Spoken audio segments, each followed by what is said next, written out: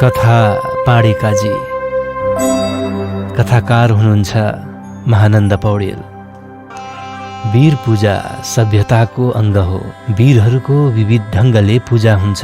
तिनीहरूका शालिग निर्माण गरिन्छन्, स्मारक बनाइन्छन् तथा ती नामहरूलाई अजर र अमर गराउन कतिपय संस्थान तथा अनुष्ठान आदिको नामाकरण तिनीहरूकै नाममा गरिन्छ।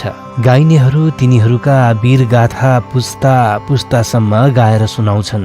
तिनीहरू सम्बन्धी काव्य तथा ग्रन्थ रचिन्छन्, तस्बिर बनिन्छन्।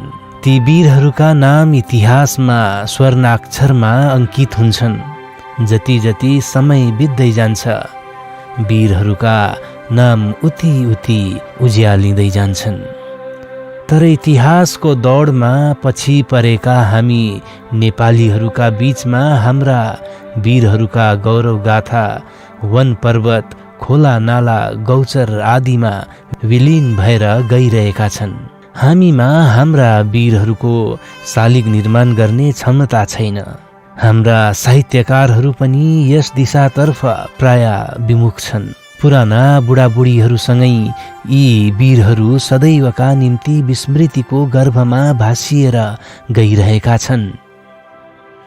एक दिन मेरा छात्र मित्रहरूसँग घुम्न निस्किएको समय मैले गेजिङको छेउमा एउटा गौचर वनसँग सम्बन्धित नेपालका वीर सेनानी काजी दामोदर पाँडे काजीको नामले प्रख्यात विस्मृतिको गर्भमा भासिन लागेको एउटा सुन्दर किंवदन्ती सुन्ने अवसर प्राप्त गरे। कथा इतिहाससँग सम्बद्ध छ। 18औं शताब्दीको मध्यतिर पूर्वमा ब्रह्मपुत्र र पश्चिममा सतलजसम्म सूर्य चन्द्राङ्कित झण्डा फहराउने पृथ्वीनारायण शाहको आदर्शलाई कार्यान्वित गराउँदै दक्षिणमा गङ्गाजी साँध बनाई पश्चिममा काङ्गडा छुन पुगेका रणबहादुर शाहका संरक्षक बहादुर शाहले पूर्वमा सिक्किममाथि आक्रमण गर्ने चाँजो मिलाएका थिए। यसभन्दा अघि सिक्किम राज्यको आफ्ना पश्चिमतिरका छिमेकीहरूमध्ये सबैभन्दा निकटको छिमेकी लिम्बुवानसित मात्र सम्बन्ध थियो।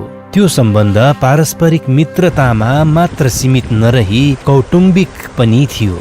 सिक्किमको नामग्याल वंशका द्वितीय राजा तेन्सुङ नामग्यालको प्रान्तका मुखिया योयोहाङकी पुत्रीसित विवाह भएको थियो र लिम्बुवानको स्वतन्त्र अस्तित्व गोर्खा शक्तिका अगाडि समाहार भइसकेकोले सिक्किमको त्यो मधुर सम्बन्ध उपर्युक्त कालमा आएर समाप्त भयो। तिनताक सिक्किमको राजधानी आजको गेजिङ बजारदेखि केही माथिको पेमियोन्ची गुम्बानिरको राबदेन्ची नामक स्थानमा थियो। वर्तमान राजवंशका षष्ठम राजा तेन्जिङ नामग्याल त्यहाँका राजा थिए। गोर्खा फौजले राबदेन्चीमा घेरा हाल्यो। चीनसँग जोड्न आँट गर्ने अवस्थामा पुगेको गोर्खा फौजले सिक्किममाथि सहजै विजय प्राप्त गर्यो। तेन्जिङ नामग्याल र उनका पुत्र छोपे भागेर भोट पसे। सिक्किमे फौजले गोर्खा फौजको आक्रमण थाम्न सकेन। तिनीहरू भाग्दै रङ्गीततिर झरे। गोर्खा फौजले तिनीहरूको पिछा गर्यो। आजको लेकसेप गड्डीको छेउबाट रङ्गीत तरी खेदिने र खेद्ने दुवै फौज सोसिङ राभाङला हुँदै टिस्टातर्फ बढे। रङ्गीत नदी सानो भएको हुँदा राजधानीको नगिजमा भएकोले गर्दा त्यहाँ साधुको असल व्यवस्था थियो।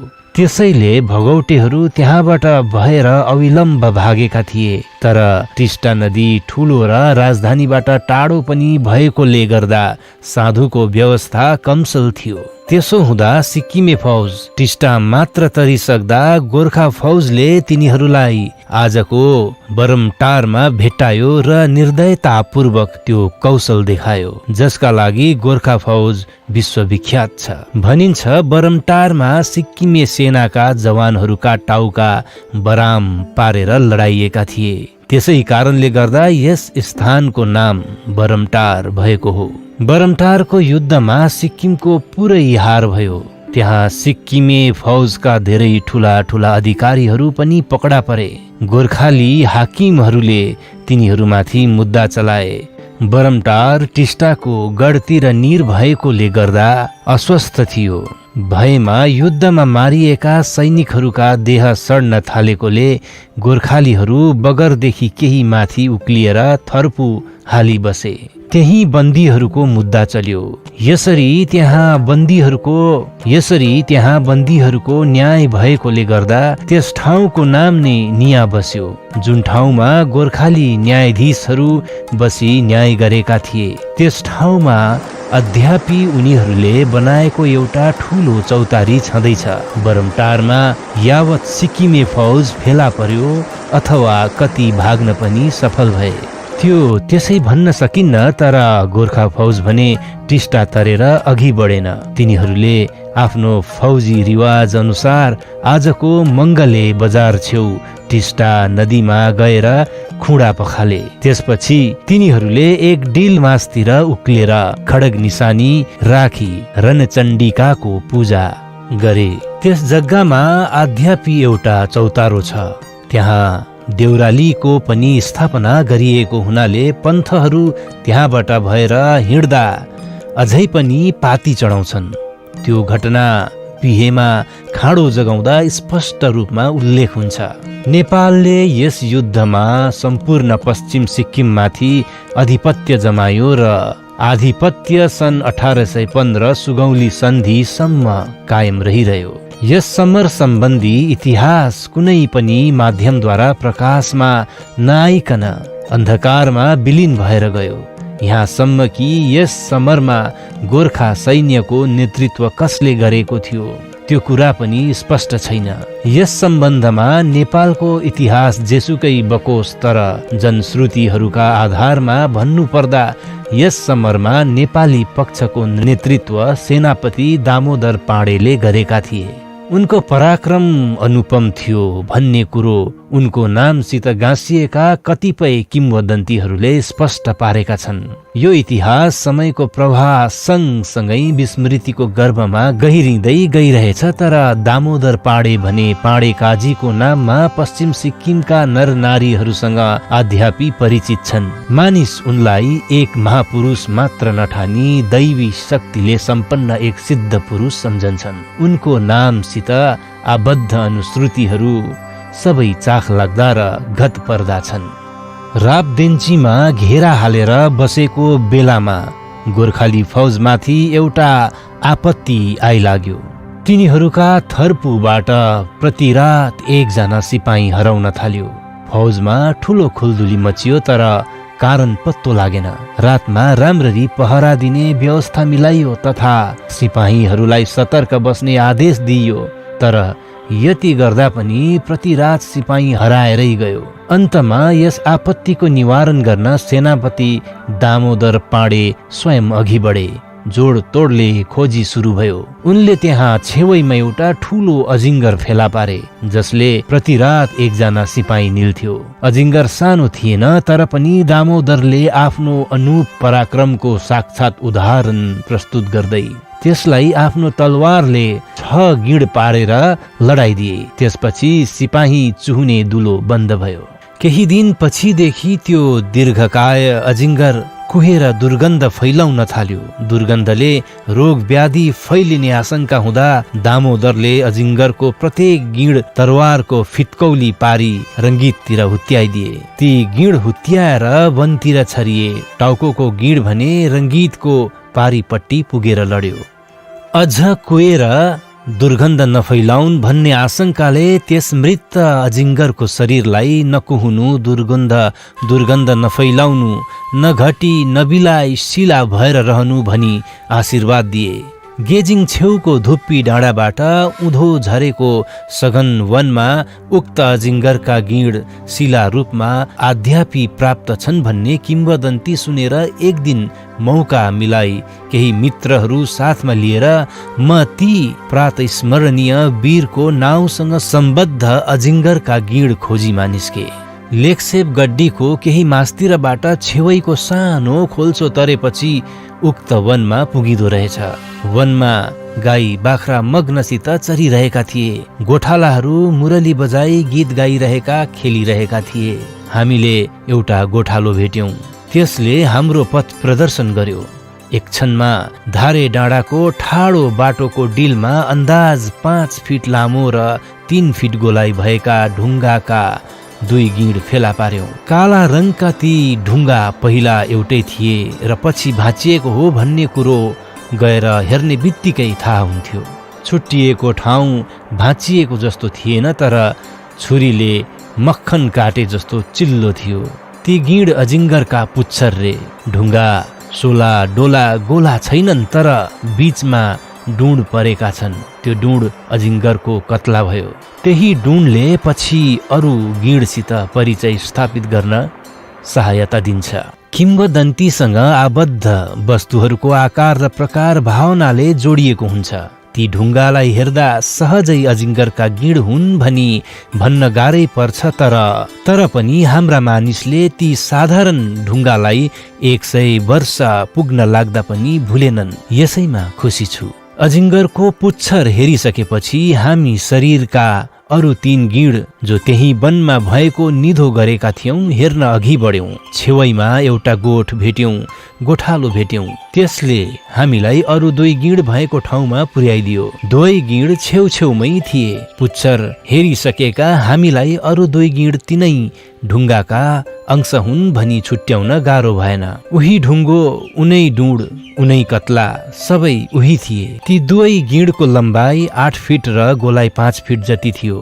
ती गिँड पुच्छरतिरबाट गने चौथो र 5औं अथवा बीच शरीर थिए। पुच्छर माथिको तेस्रो गिँड त्यही धारे डाँडोका सबैभन्दा तल थियो। प्राप्त गिँडहरूमध्ये शिर भेट्न बाँकी नै थियो, तर त्यो रङ्गीतको उसपार हुनाले हामी लेक्सेबाट सेसिङतिर जाने पुलतिर झर्यौं। पुलदेखि माथिको डाँडामा एउटा ठूलो आँपघारी भेट्यौं। त्यहाँ आँप पाडे काजीले रोपेका अरे। त्यस घारीका आँपका वृक्ष यति ठुल्ठुला छन् कि त्यस क्षेत्रका आँपका अरू बोट त्यति ठुला छैनन्। सिक्किममा उन्नत ढुङ्गाको कृषिकला, पशुपालन, बागवानी आदि नेपालीहरूको आगमन पश्चात भएकोले र नेपालीहरू आएर वैधानिक ढङ्गले व्यवस्थित रूपमा बसोबासो गरेपछि रोपिएका वृक्ष त्यति बृहताकारमा बढेको कहीँ पनि नपाइने हुनाले ती आम्रा वृक्ष साँच्चै नै पाडे काजीको समयका हुन् भन्नमा कुनै अतियुक्ति छैन। राबदेन्चीबाट शत्रुहरूको पिछा गर्दै जुन बाटो भएर फौज हिँड्थ्यो त्यो बाटो अत्यन्त विकटिलो छ, तर जहाँ आँपघारी छ त्यहाँ भने डम्म बसेको एउटा टार छ। गोर्खा फौजले त्यसै टारमा थर्पु हालेर बसेको थियो रे। यही युद्धको दौरान गोर्खा फौजले महात्मा पद्मसम्भवले 8औं शताब्दीमा सत्ययुगको पानीको व्यवस्था मिलाई स्थापित गरेको टाँसीडिङ गुम्बा पनि लुटेथ्यो। यो गुम्बा फौजले तय गर्नुपर्ने मार्गमा नपर्ने हुनाले फौजको एक हुद्दाले त्यही बसेर लुटको व्यवस्था मिलाएको अनुमान हुन्छ। लुटिसकेर फर्केर त्यही आई विजयी फौजलाई पर्खेर बसेको कुरा पनि अड्कलको परिधिभित्र ल्याउन सकिन्छ। अझ भएन विश्रामको आवश्यकता परेका कतिपय सैनिक जवान तथा हाकिमहरूका निम्ति त्यस ठाउँमा विश्वास शिविर खडा गरिएको थियो, किनभने त्यस ठाउँको अवस्थिति यस्तो छ कि त्यहाँ बसेपछि कतैबाट शत्रु आएर छेप्ला भनी भय हुँदैन। त्यहाँ हाकिमहरू पनि बसेका थिए, नभए नेपालबाट बोकेर ल्याएका आँप सबैलाई पुग्दैनथ्यो। त्यस समय त्यहाँ डेरा डन्डाका लागि फाँडफुँड भएको थियो र फालिएका आँपका कोयाले सहजै बढ्ने मौका पाएका थिए। त्यहाँका आँप सिक्किमका यावत आँपघारीका भन्दा ठुला र मिठा छन्। सोसिङ जाने पुलको मुखदेखि केही मास्तिर गेजिङ तर्फबाट पारीपट्टि नदीको किनारमा एउटा ढिस्कनो उठेको छ। वर्षाकालमा देब्रे तर्फबाट नदीको एउटा भङ्गालो आउने हुँदा त्यहाँ एउटा टापु बन्छ। त्यही टापुमा अजिङ्गरको टाउको अवस्थित पाइयो। जम्मै गिँड हेरिसकेकालाई त्यो गिँड चिन्न कुनै कठिनाई थिएन। त्यसको लम्बाइ र चौडाइ अरू गिँडको भन्दा केही सानो हुँदो हो। सर्पको टाउको बीच शरीर भन्दा केही सानै हुन्छ। त्यस ढिस्कानोलाई पानीले कहिल्यै छोप्दैन, पुग्दैन, न त भत्काएरै लान्छ। पाडे काजी सतले गर्दा त्यो ठाउँ सदैव सुरक्षित छ भन्ने मानिसको विश्वास छ। उपर्युक्त कथामा वर्णित ढुङ्गाका गिड कुनै दिन एउटा सोलो डोलो ढुङ्गा थियो र पछि कति कारणले गर्दा छुट्टिएको हो भनी हेर्नेले सहजै भन्न सक्छ। ती ढुङ्गाहरूप्रति पाँडे काजीको कुनै हात थियो थिएन यसै भन्न सकिँदैन, तर यस अनकन्टर ठाउँमा भएका ती साधारण ढुङ्गालाई मानिसले एक एक गरी चिनेकोमा भने कुनै न कुनै रहस्य अवश्य छ भनी शङ्का गर्न सकिन्छ। पश्चिम सिक्किममा पाँडे काजी सम्बन्धी धेरै किम्वदन्ती प्रख्यात छन्। रापेदेन्चीदेखि प्राय 5-6 माइल पश्चिमतर्फ पर्ने रानी ढुङ्गा भन्ने ठाउँका कतिपय ढुङ्गामा मानिस तथा घोडाका पाइलाका आकार पाइन्छन्। मानिसले ती पाइलालाई पाँडे काजीको नामसित जोडेका छन्। सागा छोलिङ निरका ढुङ्गाहरूमा पनि यस्तै धेरै छाप छन्। यी जम्मै पाँडे काजी र उनको घोडाका पाइला हुन् भनिन्छ।